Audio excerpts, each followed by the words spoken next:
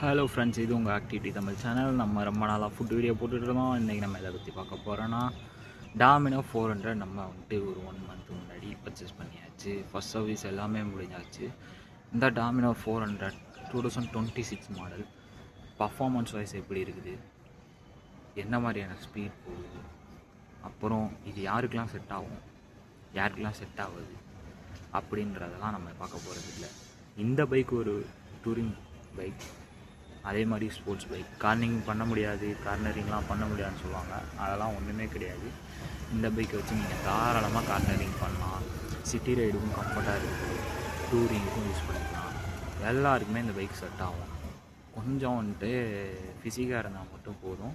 உங்களுக்கு இந்த wait balance பண்ணுற ட்ரிக்ஸ் மட்டும் நீங்கள் கற்றுக்கிட்டிங்கனாலே போதும். இந்த பைக் வாங்கக்கூடாது அப்படிலாம் நிறையா இதில் வந்துட்டு ரிவ்யூஸ் போடுவாங்க. அதெல்லாம் நீங்கள் ஒன்றுமே பற்றி இது பண்ணாங்கன்னா, நான் இந்த பைக்கை யூஸ் பண்ணிகிட்ருக்கிறேன். இப்போது இந்த 1 மந்த் யூஸ் பண்ணதை வச்சு நான் உங்களுக்கு இந்த ரிவ்யூஸ்லாம் சொல்ல போகிறேன். ஓகேங்களா, வாங்க நம்ம வீடியோக்குள்ளே போகலாம். அப்புறம் பார்த்திங்கன்னா, இந்த பைக்கு நம்ம வாங்குறப்போ வந்துட்டு கரெக்டாக அந்த டைமில் தான் இந்த பைக்கோட சிசி வந்துட்டு டவுன் பண்ணாங்க, பிகாஸ் ஆஃப் த ஜிஎஸ்டியால். ஓகேங்களா, அந்த டைமில் எனக்கு ஒரே மைண்டு தான், இந்த பைக்கை நான் எப்படியாவது எடுத்தாகணும். ஒரு 400 சிசிக்குள்ளே பவர் உள்ள பைக்கு எனக்கு வந்துட்டு அந்த டவுன் சீஸ் ஆகாமல் எனக்கு இந்த பைக் எடுக்கணும்னு சொல்லி எல்லா இடத்துலையும் சென்னையில் தேடினேன். கடைசியில் வந்துட்டு ராஜ் பஜாஜ் போரூர் சைடு இருக்குது அந்த பஜாஜ் ஷோரூமு. கடைசியில் அவ்வளோ தூரம் போயிட்டு டி நகர்லேருந்து அவ்வளோ தூரம், அது ஒரு 14 கிலோமீட்டர் இருக்கும், அவ்வளோ தூரம் போய் தான் இந்த பைக்கே டெலிவரி எடுத்தேன்.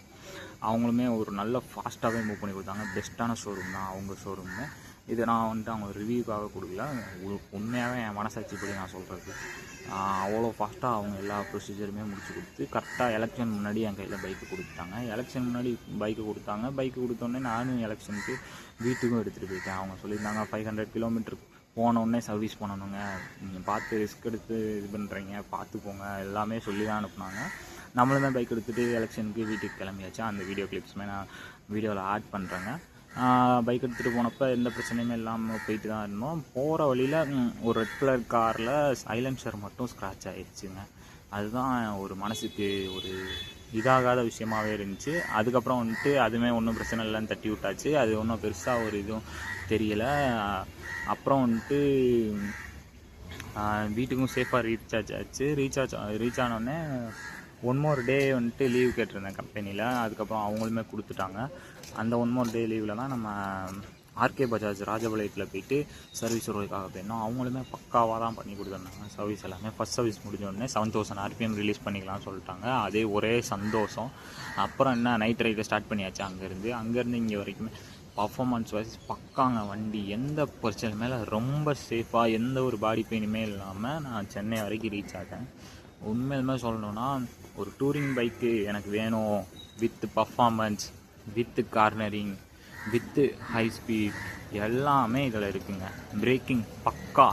ஒரு டேஞ்சரான இடத்துல கூட உங்களை சேஃபாக வெளியே கொண்டு வரதுக்கு முக்கியமாக சொல்லணுன்னா அந்த விண்ட்ஷீல்ட்ஸு பக்காவாக ஒர்க் ஆகுதுங்க. அந்த விண்ட்ஷீல்ட்ஸு அதுவும் போக வந்துட்டு நீங்கள் வந்துட்டு இந்த பஸ்ஸெல்லாம் போகும், லாரிலாம் போகும் ஹைவேல, அதை பற்றிலாம் நீங்கள் எந்த கவலையுமே பண்ணப்பட வேணாம். எந்த கேப்பில் வேணால் அழகாக க்ரூஸ் பண்ணி போய்கிட்டே இருக்கலாங்க.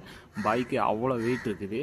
200 kg பைக்கு, உங்களுக்கு பிரச்சனையே வராது. எவ்வளோ காற்றடித்தாலும் நீங்கள் சைடில் போகிற இருக்காது, வாப்லிங் இருக்காது, எதுவுமே இருக்காது. ஸ்மூத்தாக ரன் பண்ணி வந்துக்கிட்டே இருக்கலாம்.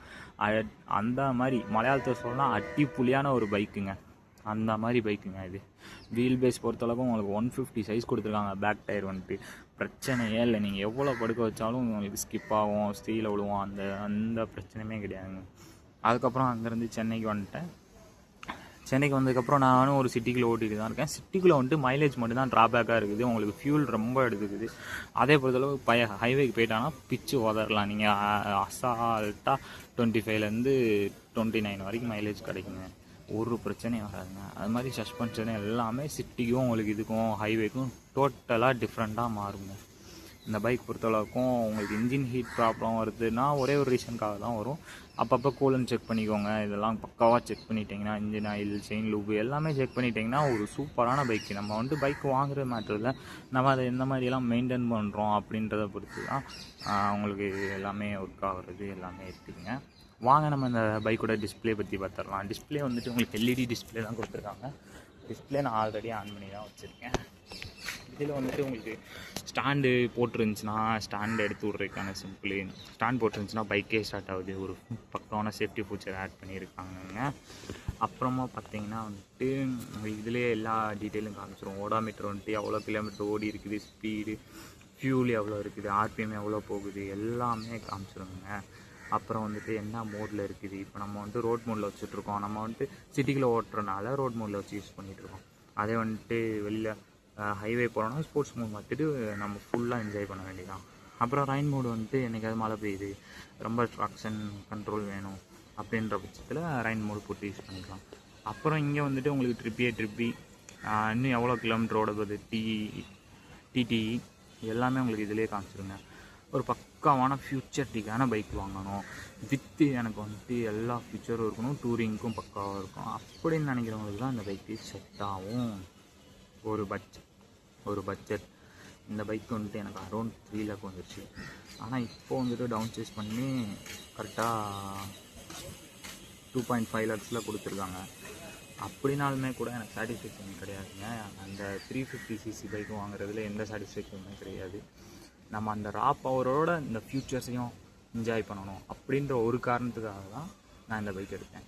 பாருங்கள், உங்களுக்கு எல்லாமே அந்த கேடிஎம்மில் கொடுத்துருக்க மாதிரி அந்த இது எப்படி சொல்கிறது, நம்மளோட மிரர்ஸு, இந்த மிரரு ஃபுல் ப்ரீமியம்ங்க அப்படின்னு சொல்லலாம். கேடிஎம்மோட மிரர் கொடுத்துருக்காங்க. ஒரு வைப்ரேஷன் கிடையாது, ஆடுறது கிடையாது, ஷேக்கிங் கிடையாது, உங்களால் மூவ் பண்ணியே வைக்க முடியாது. நல்ல ஒரு பைக்குங்க, சும்மா பக்காவான பர்ஃபார்மன்ஸ் உள்ள பைக்கு. அப்புறம் நம்ம ஒரு சம்பவம் பண்ணோன்னு உங்கள்கிட்ட சொல்லியிருந்தேன். அது எந்த இடத்துல அடிபட்டுருந்துச்சுன்னா கரெக்டாக இங்கே நாங்கள் சைலன்சரில் அந்த ரெட் கலர் கார் வந்துட்டு உரசிடுச்சு. அதனால் இது மட்டும்தான் ஒரு பிரச்சனை. மிச்சபடி வாங்கி ரப்படி அடித்தாச்சுங்க. கொஞ்சம் அழுக்காக தான் இருக்குது. ஃப்யூச்சரில் இன்னொருக்கா வாட்டர் வாஷ் விடணும், இல்லைனா அந்த கழுவுற பம்ப் வந்துட்டு வாங்கணுன்ட்டு இருக்குங்க. மிச்சபடி பேக்கில் உட்காரவங்களுக்குமே ஷீட்டுமே வந்துட்டு நல்லா குஷன் ஷீட்டு தான் கொடுத்துருக்காங்க. சூப்பராகவே இருக்குது. பைக்கு ஓட்டுறதுக்கு வந்துட்டு நம்ம சிட்டிக்குள்ளேயும் சரி, வெளியில் அவுட்டோர்லேயும் சரி, யார் கூட வேணாலும் நீங்கள் சேலஞ்ச் வைக்கலாங்க. அசால்ட்டாக அடித்து போயிட்டுருப்பாங்க. உங்களோட ஸ்கில்லு ப்ளஸ் பைக்கோட பர்ஃபார்மன்ஸ் ஜாயின் பண்ணி ஓட்டினீங்கன்னா பக்காவான சூப்பரான ஒரு ஸ்போர்ட்ஸ் பைக்கும் கூட, டூரிங் பைக்கும் கூட, நீங்கள் எல்லா யூஸ்க்குமே பக்காவாக இருக்கும். ஒரு ஆல்ரவுண்டர் பைக் வாங்கணும்னு நினைக்கிறீங்களா, தயவு செஞ்சு டாமினோர் சூஸ் பண்ணிக்கோங்க. நான் எடுத்தது வந்துட்டு 350cc கிடையாது, 400க்கான சிசி, 373 இன்ஜின் பவர் ப்ரொடியூஸ் பண்ணுறது. உண்மையிலுமே ஃபுல் ரா பவர் உங்களால் என்ஜாய் பண்ணி ஓட்ட முடியும். அதுவும் போக fully loaded, full future loaded. அதனால தான் அந்த பைக்கை நான் செலக்ட் பண்ணுங்கள். நீங்கள் வந்துட்டு 350cc வச்சுருந்தீங்கன்னா ஓட்டி பார்த்துட்டு சொல்லுங்கள். அதுலேயுமே பெரிய ட்ராபேக் இருக்காது, கொஞ்சம் டிஃப்ரென்ஷியேஷன் தான் இருக்கும். ஆனால் வந்துட்டு எனக்கு பிடிச்சது இதுதான். அதனால தான் இதை நான் செலக்ட் பண்ணி வாங்கினேன். தேங்க்ஸ் ஃபார் வாட்சிங். அடுத்த வீடியோவில் ரைடிங் வீடியோவில் நம்ம சந்திக்கலாம்.